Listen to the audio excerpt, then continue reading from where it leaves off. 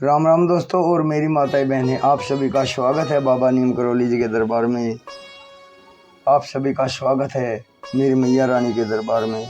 मेरी आदि पराशक्ति मानव दुर्गा, जो भी मेरा भाई मेरी माताएं बहनें आपकी ये महिमा सुनते हैं माँ, उनके घर में सदैव खुशियाँ हो, सुख समृद्धि आए, कभी कोई कष्ट संकट उस परिवार में ना हो।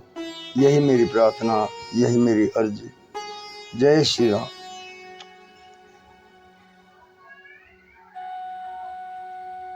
दोस्तों और मेरी माताएं बहनें, आज एक बहुत ही विचित्र एवं अहम जो विषय है उसके ऊपर चर्चा करते हैं।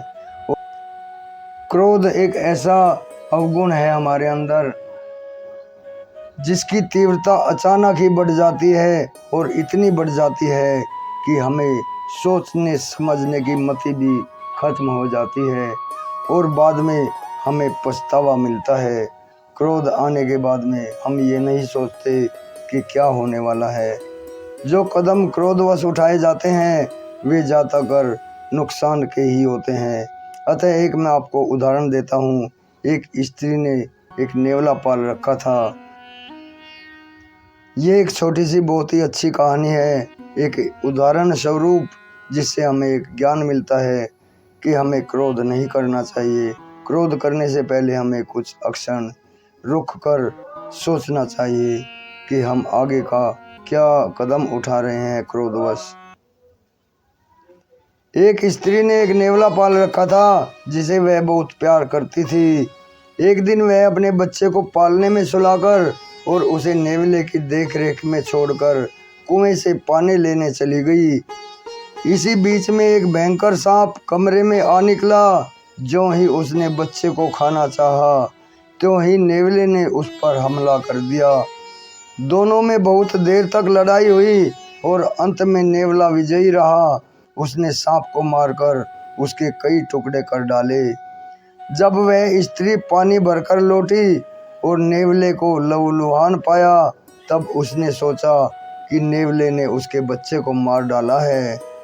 क्रोध में आकर उसने नेवले पर घड़ा दे मारा और वह तत्काल मर गया।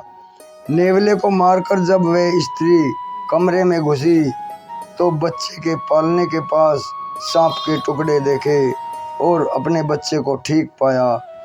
तब उसे अपनी भूल ज्ञात हुई और वह फूट फूट कर रोने लगी। निश्चय ही क्रोध का आरंभ मूर्खता, अंत पश्चाताप के साथ ही हुआ करता है। क्रोध की अवस्था में मनुष्य का विवेक जाता रहता है। मनुष्य स्वयं ऐसी अवस्था उत्पन्न कर लेता है जबकि वह क्रोध के पात्र के स्थान में स्वयं अपने पर क्रोध करने लग जाता है।